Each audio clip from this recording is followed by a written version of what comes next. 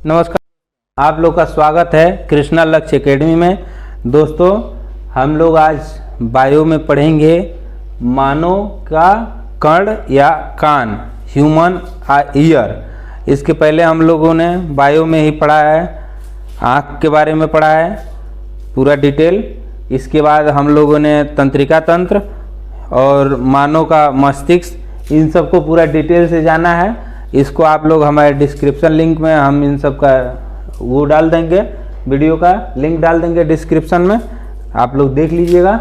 ठीक है, आइए शुरू करते हैं। मानव कर्ण, देखिए ये भी संवेदी अंग में आता है। अब संवेदी अंग क्या है? कर बाह्य उद्दीपनों एवं ज्ञान को प्राप्त करने के लिए शरीर में कुछ ज्ञानेंद्रियां होती हैं, जैसे आँख, कान, नाक, जीभ और त्वचा। आँख, कान, नाक, जीभ और त्वचा। ठीक है, कह रहा है इनके द्वारा हम सुनकर, देखकर, सूंघकर, स्वाद लेकर और स्पर्श करके सूचनाएं प्राप्त करते हैं। क्या करते हैं? सुनते हैं किससे? कान से, देखते हैं आँख से, सूंघकर, स्वाद लेकर और स्पर्श करके सूचनाएं प्राप्त करते हैं। अब कान के बारे में कह रहा है, ध्वनि उद्दीपन ग्रहण करने वाले अंग को कर्ण या कान कहते हैं। ठीक है, इसका मुख्य कार्य जो है ध्वनि तरंगों को ग्रहण करने के साथ साथ शरीर का संतुलन बनाए रखना होता है। आप लोग को जब हम तंत्रिका तंत्र बता रहे थे तो उसमें बताए थे कान का जो बाहरी हिस्सा होता है, आंतरिक हिस्सा, वो बाहरी शारीरिक संतुलन को बनाए रखता है। तो कान का दो काम है, एक ध्वनि को सुनना या ध्वनि तरंगों को ग्रहण करना, और दूसरी जो काम है शरीर का जो संतुलन है उसको बनाए रखना। ठीक है, अगला पॉइंट है ध्वनि को ग्रहण करने वाले अंग को कान कहते हैं। ठीक है, कह रहा है मानव कान के 3 भाग हैं। अब हम लोग का जो कान है उसके 3 भाग हैं, उसको 3 भागों में बांटा गया है। पहला बाह्य कर्ण, दूसरा मध्य कर्ण और तीसरा आंतरिक कर्ण। अब आइए बाह्य कर्ण के बारे में देखते हैं। बाह्य कर्ण एक्सटर्नल ईयर जो है हमारे सर के दोनों तरफ पंखे के समान संरचना होती है। ये देखिए, ये जो है पंखे के समान संरचना है दोनों तरफ, ये सर के दोनों तरफ। ठीक है, कह रहा है इसके 2 भाग होते हैं। अब एक कान है, उसके 2 भाग होते हैं, एक कर्णपाली एवं एक कर्णकुहर। ठीक है, ये जो है ये वाली पोर्शन है जो एक कान का फिगर बना है, इसमें पिन्ना जो है, ठीक है, इसको कर्णपाली कहा जाता है। इसका 3 पार्ट जो है देखिए, आउटर ईयर, ये वाली जो पोर्शन है आउटर ईयर, मिडिल ईयर जो है इसमें ऑडिटरी कैनाल्स होते हैं, ये पतली वाली। ठीक है, और ये जहाँ ऑडिटरी कैनाल जो है ईयर ड्रम के पास जाकर ख़त्म होता है। जैसे हम लोग का जो कान है, कान में हम लोग जब भी चर्चा करते हैं कहते हैं कान का पर्दा।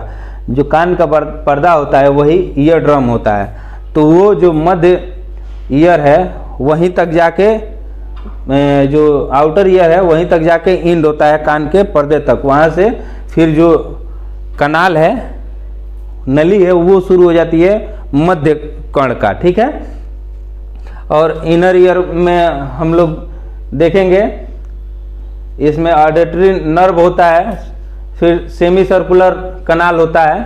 ठीक है, इसको अभी हम लोग देखेंगे।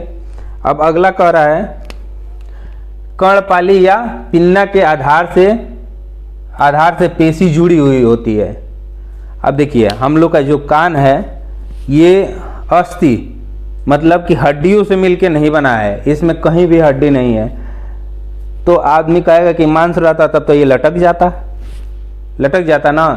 तो क्यों ये लटकता नहीं है, झूलता नहीं है? तो ये हड्डियों के एक भाग होता है, उसको कहा जाता है उपास्थि। उपास्थि से ये बना होता है। ठीक है, बहुत मुलायम होता है। ठीक है, इसीलिए ये झूलता नहीं है। कह रहा है जो ध्वनि तरंगों को एकत्रित करने में सहायता करती है। अब ये देखने में लग रहा है ना कि ये इसका क्या यूज है? इसका भी यूज है। यूज ये है कि जो भी ध्वनि आती है उसको एकत्रित करने का काम कौन करता है? ये पिन्ना करता है। ये क्या करता है, साउंड को एब्जॉर्ब करता है और हमारे कान के अंदरी भाग तक पहुंचाता है। ठीक है, एकत्रित करने का काम कौन करता है, ध्वनि तरंगों को, तो पिन्ना करता है। ठीक है, कर्णकुहर की दीवार में रूमिनस, ठीक है, ग्रंथियां पाई जाती हैं। अभी ये जो है इसमें एक र्यूमिनस ग्रंथि पाई जाती है जो मोम जैसे चिपचिपा पदार्थ का स्राव करती है, जो मोम जैसी चिपचिपा पदार्थ का स्राव करती है। कौन, रूमिनस ग्रंथि। अब हमारे कान में रूमिनस ग्रंथि होता है, वो मोम जैसे पदार्थ निकालता है जिसको हम लोग क्या कहते हैं, खूट या खोटी देहाती भाषा में। ये क्या करता है, हानिकारक जो जीव हैं, कीटाणु वटाणु, ठीक है, धूल कण, इसको अंदर जाने से रोकता है। या इसमें क्या होता है, ये जो रूमिनस ग्रंथि जो होता है, इससे जो मोम जैसी पदार्थ निकलती है, वो क्या करता है कि कीटाणुओं को मार देता है और अंदर जाने से रोक देता है। ठीक है, अब कह रहा है कर्णकुहर से होकर ध्वनि तरंगे टिम्पेनिक गुहा तक जाती है। कहाँ तक जाती है, टिम्पेनिक गुहा तक जाती है। ठीक है, अब हम लोग इसके बाद पढ़ेंगे मध्य कर्ण। तो ये ऑडिटरी जो कैनाल है उसी में क्या होता है, रूमिनस ग्रंथि होती है जिसमें मोम जैसी संरचना पदार्थ निकलती है। पिन्ना में क्या होता है, अस्थि नहीं होती है, मतलब हड्डी नहीं होती है, उपास्थियों से मिलकर बना होता है पिन्ना। अगला कह रहा है मध्य कर्ण, मतलब जो बीच वाली जो कान का भाग होता है उसके बारे में कह रहा है यह एक गुहा के रूप में होता है। हम आपसे बताएं कि एक नली के रूप में होता है। ठीक है, जिसमें टिम्पेनिक गुहा या कर्णपटल होता है, जिसे जो नली होता है कान में उसको टिम्पेनिक गुहा या कर्णपटल कहते हैं, जिसमें क्या होता है, हवा भरी रहती है। क्या भरी रहती है, हवा भरी रहती है। ठीक है, अगला पॉइंट कह रहा है कर्णपटल या टिम्पेनिक गुहा एक यूस्टेशियन नली द्वारा मुख्य ग्रास में खुलती है। अब क्या होता है, यूस्टेशियन नली द्वारा हमारे मुख ग्रास, ये जो मुख वाली है, यहाँ खुलती है नाक की एक नली। ठीक है, देखिए अब कहता है मध्य कर्ण में सामान्य अवस्था में इस नली के छिद्र एक पेशी कपाट द्वारा बंद रहता है। किसके द्वारा, पेशी कपाट के द्वारा बंद रहता है ये। ठीक है, अब कह रहा है परंतु जब हम जोर से आवाज़ को महसूस करते हैं या जोर से आवाज़ या तेज से सांस लेते हैं, जम्हाई लेते हैं, तो क्या होता है, यह खुल जाता है।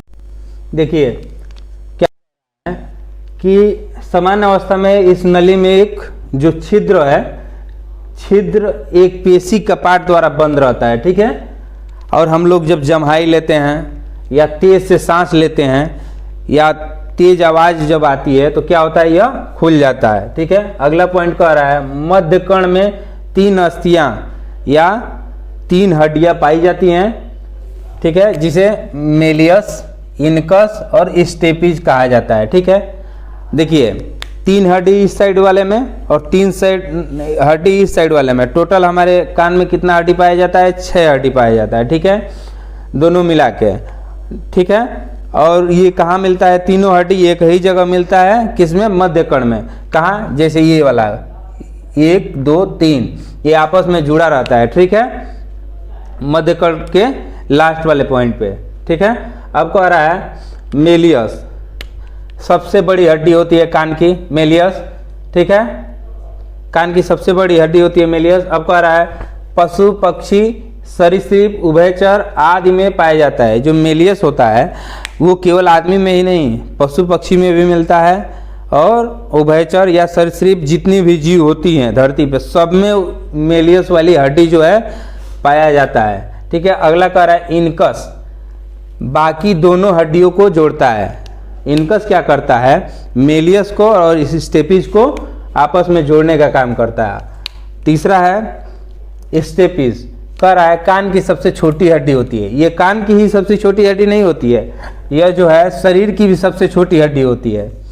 इसमें पूरे शरीर की सबसे छोटी पेशी भी पाई जाती है, जिसे स्टेपिडस कहते हैं, जिसे स्टेपिडस कहते हैं। ठीक है, अगला पॉइंट कह रहा है, ये तो बता ही दिया कि कान में 3 जोड़ी हड्डी होती है, ये 3 हड्डी इसमें और 3 हड्डी इसमें, मिला के 6 हड्डियाँ होती हैं। कह रहा है ध्वनि तरंगे जो हैं यांत्रिक तरंग में बदलती हैं और हड्डियों की सहायता से हम ध्वनि सुन पाते हैं। जैसे क्या होता है कि ये जो हमारी कान है, यहाँ से हम जो ध्वनि तरंगे आती हैं बाएं कर्ण से, वो हमारे मध्य कर्ण तक पहुँचते हैं और इसमें 3 हड्डियाँ मध्य कर्ण में जो होती हैं आपस में जुड़ी हुई होती हैं। जब ये प्रेशर से आता है तो ये इधर से खुल जाता है और हमारी जो कर्ण नलिका है उसमें आवाज़ अंदर तक जाता है। तो क्या होता है, हड्डियों के सहारे हम आवाज़ को सुन पाते हैं। अगला पॉइंट है, कह रहा अंतःकर्ण या इंटरनल ईयर, यह अर्धपारगम्य झिल्ली की बनी होती है। ठीक है, ये जो वाली है, ठीक है, जिसे कला लेबेरिंथ कहते हैं। ठीक है, कह रहा है यह पेरिएटिक अस्थि के पेट्स भाग से सुरक्षित रहता है। अगला कह रहा है पेरिएटिक अस्थि अंतःकर्ण के चारों ओर एक कोष बनाती है। कोष मतलब झिल्ली नुमा एक संरचना होती है, ठीक है, जिसे अस्थि लेबेरिंथ कहते हैं। ठीक है, अगला कह रहा है इस लेबेरिंथ में पेरिलिम्फ क्या होता है, पेरिलिम्फ नामक द्रव भरा होता है। ठीक है, ये चिपचिपा होता है जिसमें कैल्शियम कार्बोनेट के कण तैरते रहते हैं। क्या होता है, कभी कभी कैल्शियम हमारे शरीर में अधिक बन जाता है तो जो पेरिलिम्फ होता है वो इसी लेबरिंथ में तैरता रहता है। ठीक है, कैल्शियम कार्बोनेट पेरिलिम्फ में तैरता रहता है। कह रहा है अंतःकर्ण के बीच का मुख्य भाग वेस्टिब्यूल कहलाता है। ठीक है, जो कि यूट्रिकुलस एवं सेल्यूकोस का बना होता है। ठीक है, अगला कह रहा है यूट्रिकुलस में 3 अर्धचंद्राकार नालियां होती हैं। ठीक है, जिसका अंतिम सिरा फूला रहता है जैसे एयर से। ठीक है, जिसे एम्फूला कहते हैं। क्या कहते हैं, एम्फूला कहते हैं। अब अगला पॉइंट है सेल्यूकस, ये भी नालिकार संरचना होती है जिसका अंतिम सिरा जो है कुंडलीकार रचना होता है, जिसे कालकिया या घेंगा कहते हैं। ठीक है, जैसे ये वाला कालकिया या घेंगा के आकार का होता है। ठीक है, यह क्या करता है, अब एम्फूला के बारे में क्या कहा गया है कि शारीरिक संतुलन का काम कौन करता है, एम्फूला जो होता है शारीरिक संतुलन का भी काम करता है। अब कालकिया देखिए, ये जो है ना ऐसे लाखों हेयर उसमें कोशिकाएं होती हैं। कह रहा है कालकिया में यह घेंगा के समान होता है। ठीक है, इसमें लगभग 3 लाख हेयर सेल होती हैं जिनके हिलने से या कंपन से हमें आवाज़ सुनाई देती है।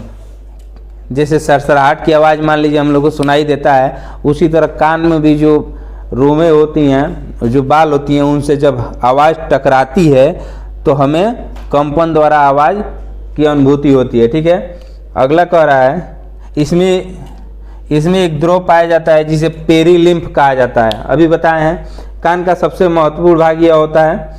ठीक है, अगला पॉइंट कह रहा है ऑडिटोरी नर्व्स, यह विद्युत आवेश को मस्तिष्क तक ले जाता है। ठीक है, क्या होता है, विद्युत आवेश को मस्तिष्क तक ले जाता है। ठीक है, अगला कह रहा है कि सेरुमिनस ग्रंथि, यहाँ से क्या होता है, चिपचिपा पदार्थ निकलता है। ठीक है, इसको आप लोग एक बार दोहरा लीजिएगा। ठीक है, और हम यही कहेंगे कि इसको ध्यान से देखिएगा, दोहरा लीजिएगा। नमस्कार, धन्यवाद।